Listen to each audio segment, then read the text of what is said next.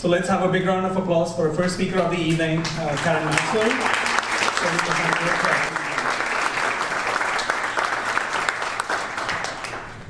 Hi there, I'm Karen. As Preet said, I'm from TD Bank, and I'm a service design director. And I'm going to talk a little bit about UX design and agile and collaboration and planning. This is something that has been very near and dear to my heart for a while. I have many teams working in agile pods, and right now we have one very big transformation going on. And so I wanted to talk a little bit about that, but as Preet said, please jump in, ask me questions. I'm okay to answer. Maybe I can, maybe I can't. Maybe somebody else can answer. And I'd love to know who's doing agile right now. Okay, so lots. Okay, so you guys have a lot of experience. That's great. First, I'll tell you a little bit about me. So, as I said, I'm a service design director. I've been at TD for about 4.5 years. There's 150 of us. We're all centralized in one area. We're made up of experienced strategists, researchers, UX designers, creative directors, art directors, visual designers, content strategists, writers, research labs. So what I wanted to talk a little bit about first was how we do a lot of research and testing. And so if you go forward, I'll talk a little bit about our process. But we did build a lab in-house a couple of years ago, and we still use vendors because we do a ton of research and a ton of testing. And we find that if we can understand our customers up front, before we spend millions of dollars building things that they don't need, then we can really design for their unmet needs. Anyways, I wanted to talk a little bit about our process because this is really important for agile down the road. But anyways, in our discovery phase, we do a lot of research, we do ideation, we build, we design and build experiences, build prototypes and test, iterate, etc. with our customers and our prospects. We have an area in here that it's not actually worked out, that where we do high-level design. So that is where we have high-level requirements, and we will work out a flow with our partners and whatnot. And then in the project phase, that's where we get into a lot going on. This is 16 weeks. So before we actually even get into developing, we need to do high-level design, because when we do when the story cards are broken out, or the epics are broken out into story cards, and we're looking at all of the different pieces, we can't really design a piece, a component here on one page of a flow and a component here. We need to understand what that whole piece is going to look like. So we need the high-level design requirements to get there. So how we do that is we work with our product owner, our chief product owner, our BAs, legal come in, and our tech teams come in, and we collaborate together to really map that out, and we workshop it. So we come out with high-level wireframes that, of course, will change when we get into details, but it's our guiding piece of work that we're all working toward. After that, we get into our pre-design sprint. So that's where you get into, and I should say, before this, there are the product owners and the business analysts and legal and the tech team and all of that. They're working out all of the details. So when I get into the pre-design sprint, and that's for my team to come in, our design lead is in there with the BA and the product owner, and they're really focusing on things like requirements detailing, the acceptance criteria, the grooming, etc. And the output is the story card acceptance. So we're basically accepting the story cards for the sprint that we're going to be sprinting in, and developing all of our deliverables, and saying, yes, we can do this, because we know that development has a numbering system, and they'll say, yes, we can do 150 points, but that doesn't really mean anything to us. So at that point, we're also sort of doing a t-shirt sizing. We're looking at medium, small, medium, high complexity, and we're really figuring out what's going on. Once we get into the design sprint, and this is 4 weeks, we have a cadence of meetings where we're working. So it looks like the development doesn't actually start until the 4th sprint, is that correct? Well, that is sprint 1 development, right? But our sprint 1 design is the sprint before. Our pre-sprint is 2 sprints before. So that's what I'm trying to sort of get to, is like, we need to do all this work before we get into development. So we're really collaborating and working with the teams. And I'll talk a little bit about that, a little bit more about that. But what I wanted to say in here, what I was really trying to get across was, there's a ton of work to get to that point where the developers can begin. And if we don't do that right, and we don't collaborate, and we don't have all the sessions together, it's going to be a disaster. There's going to be a development team, they're going to stand up and they're going to say, guess what? You haven't provided the work, right? So by doing all of this, we're leading with design, and the development team can then do their work. Go ahead. Question, is there any engagement of developers in the first 3 sprints? Yeah, so in the high-level design, when we did that sketching, we had a developer in the room so that they could validate what we wanted to do in this flow. Yes, we can do that. No, we can't. How about this? So they were interacting with us, absolutely. They're also a little bit in there, and even in our design sprint when we're actually doing the deliverables, they have to be looking at our wires and saying, yeah, we can do that. Even though they said high level they could, but when we go into detail, sometimes they're like, that's going to take us 6 months. We can't do that. Yeah. I think I saw another question. Jen? Do you get developers and other functions involved in actually high-level ideation, like through design studios, for example, or At the high-level design? Or?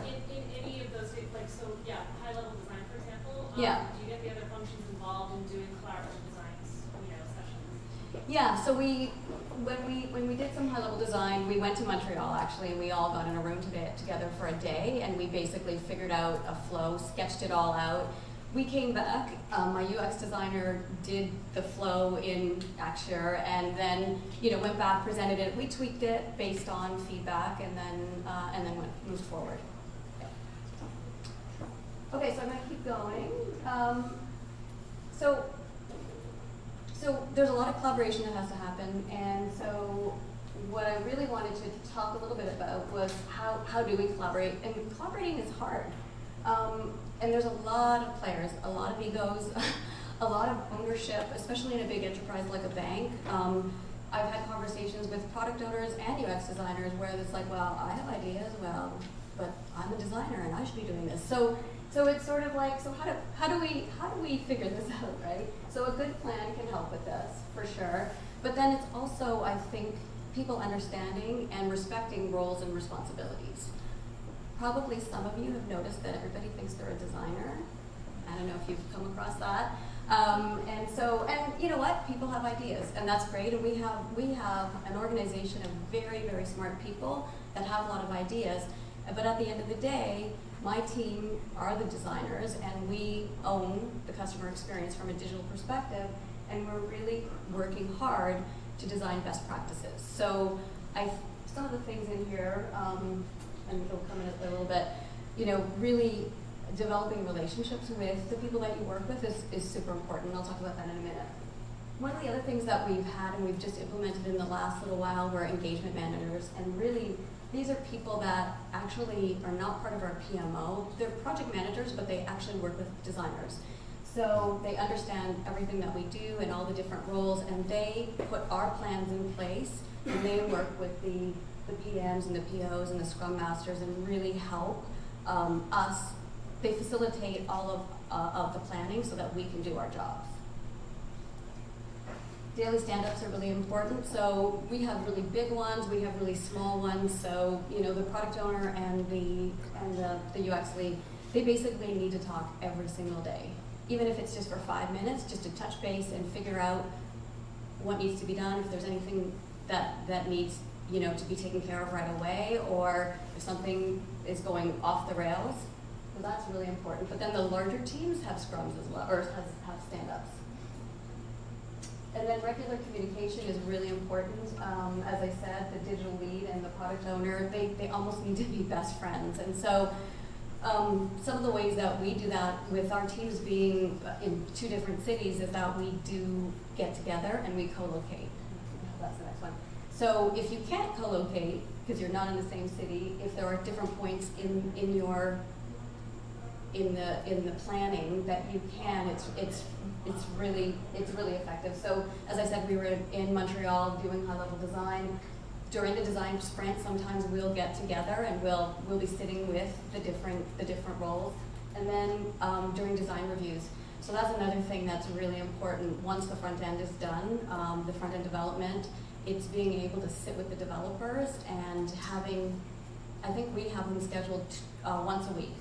And maybe the first week of the sprint, it's 20 minutes, but by the fourth week, it could be an hour. And this is a really great way to talk about the issues and things that are not pixel perfect. And the design lead. So of course they're mentoring and collaborating with the UX team and the UX designer, the visual designer, and the writer. And they're really the conduit to the team, and they're working with the BA and the PO and whatnot, and really delving into those requirements. And then, as I said, really being able to develop that rapport and working closely with the front-end developers is really important. So being able to look them in the eye and sit with them and get to know them a little bit goes a long way. So, any other questions or comments on any of that? Yeah. I have a question regarding the sprint planning. When you have a design sprint, Yeah. Do you get the developers to be in the same room and estimate points or hours with the designers? So that would be in grooming, and that would be the week before the actual sprinting. The sprinting being the developing of the wireframes and whatnot. Yeah, that would be before. And it maybe even, like for us, grooming is pre-sprint. Right. And the developers have done that at that point as well, by then. By then. And Yeah. then do you have the developers in the room when the designers are estimating their hours or their points? Point system? Well, we don't really use You don't? points. We do Okay. T-shirt sizing. So we'll Oh, do, okay. we were talking, it's funny because we were just talking about that today, and their points and our points are, I mean, it's kind of arbitrary. It's sort of like it's small, medium, high, right? So, and we'll look at like, if small is 4 hours or medium is 8 hours or 6 hours, and so we sort of look at it that way. So it's a little bit different, but that actually raises a really good point. So one thing that we find is that the front-end developer, or the developers will say, okay, we can do 150 points. That doesn't really mean anything to us. And their 150 points might be 3 sprints for us. So we really have to kind of align, and we have to sort of collaborate and work really closely to say, okay, your 150 points are 3 sprints, so how do we break that up, and how do we work on that so that we can all efficiently do what we need to do over that period of time? Yeah. I just wondered, the process seems pretty amazing, but could you step us through what might happen if there was like a black swan or something happens that you foresee that throws off sort of the pattern? Yeah, so I think it does happen. So there are times, right now I'll tell you, we're just in pre-sprint. We're about to start sprinting next week, and we haven't gotten all of the story cards finished. So there is one story card that's huge.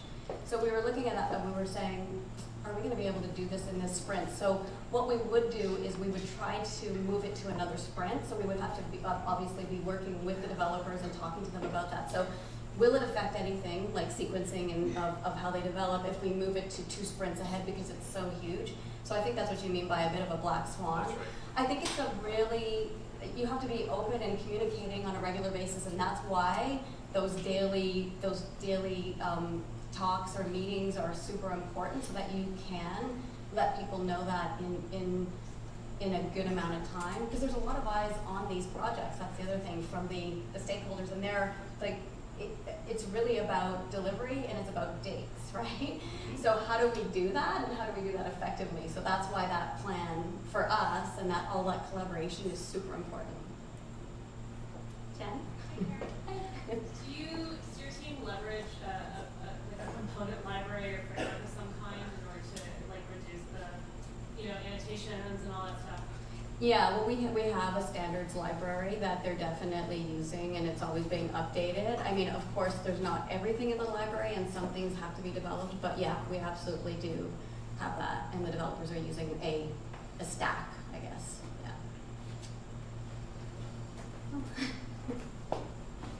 I had some final thoughts. Okay. Hey, so in the 4 sprints, so you start with high level, and there's pre-sprint, design sprint, and dev sprint. Yeah. So is that dev sprint as one dev team?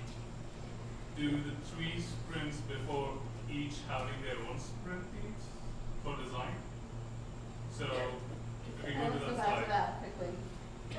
So So there could be there's probably multiple development teams, because we're actually working on 6 projects at once. Yeah. So yeah, and we have 3, it was on another slide, we have 3 design pods actually working on different story cards in different parts of the projects. So for every design team, like one sprint, X number of teams in each design sprint, there's at least 3 teams in each of these previous slots. So that for every 4-month period, at least one team is in high level, at least one is in redesign, and at least one is in design. No, not necessarily. So the design leads, because they're really leading the design teams, they will be doing the high-level design and working with the BAs and the POs, but because the designers are doing their design sprint, they've got the 4 weeks. So everything leading up to that, the design lead is working on. There's a ton of meetings, and the designers couldn't actually be there. So they're actually working on this. So as it starts to, I mean, I should have probably drawn that because I was thinking about that, how it layers. And so it gets more and more complex, and there's many, many activities going on. So yeah, it's big. Hi. On that note, how do you keep up with, like, what kind of software or do you use to keep up with all the projects going in parallel? Because I have that. It's hard to keep up with what's going on. Yeah, so we've been using Axior and XD for the designers, but we are moving to Sketch and Envision because of some of the great features in it. I don't know if you guys know about the one that's the most, I guess, draining and taxing is for the visual designers to mark up every little pixel, like every line. Yeah. So and actually the developers tell us that it's not good enough. The specs are not quite there. So I think you can do that it's either Sketch or Envision, where it actually does it for you. It's pretty amazing. So we're moving to that because we were doing it by hand, and so that's quite grueling. Yeah. For planning, do you use Asana or Jira? They use Or- Jira and Confluence. Yeah, I think it's Jira. I think it's for the story cards, and the details are in Confluence, and I'm not sure why they set it up that way, but yeah. Have you tried dual? Do you follow dual track agile or single track, or have you tried both? What works better for you? I actually don't know what those are. Okay. Yeah. Dual track. What's that? I was just reading about that. I work with Karen. And in a way it's dual because dual is the pre-sprint or the pre-envisioning work that I think you're talking about. So it's the 2 levels. The higher North Star level is the one track, and then the other track is you're on the ground executing on all of that vision. So if that's what you mean by dual. Or having the designers and the developers working in the same sprint but in a dual track. So you have every story you finish in design, you send it off to developers to start at the same sprint. Well, but the thing is with that is, yes, in a way, but you still have, you need the time to obviously review and iterate based on feedback with the stakeholders and stuff. But yeah, I guess if that's what it is, yeah, you are doing that, for sure. I guess we're going to wrap up soon. We have Okay. one question. Yeah. Can't convert to tech agile is that one. Was going to ask in your sort of sprint setup, when you're talking about involving the developers, like kind of it sounds like they're not embedded in your high level planning teams.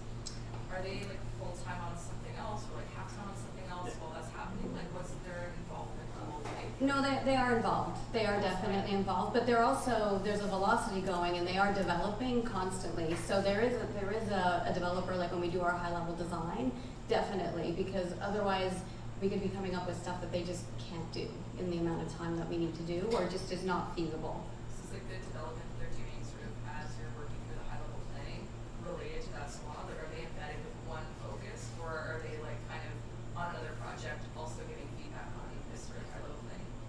Well, we have many, because there's 6 projects going on. There's quite a few development teams, and so as I think they're I'm pretty sure they're 100% on this. We've got a pretty tight timeline of the thing that we're launching is, I want to say the fall, and so we don't have a lot of time. Yeah, it's pretty big. Do you want me to wrap it up? Okay. So I do have a few final thoughts.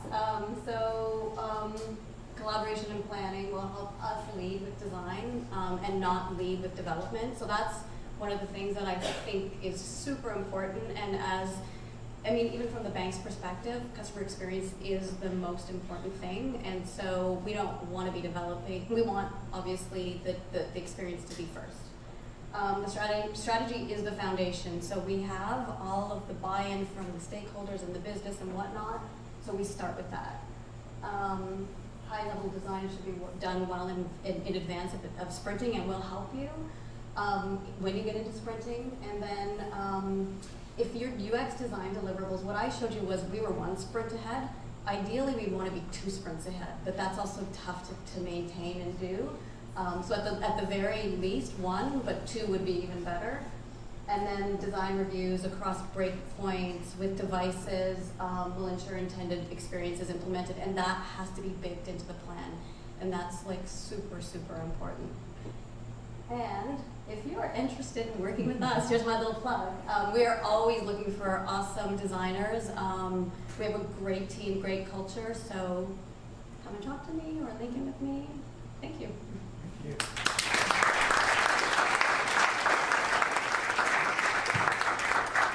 Thank you so much.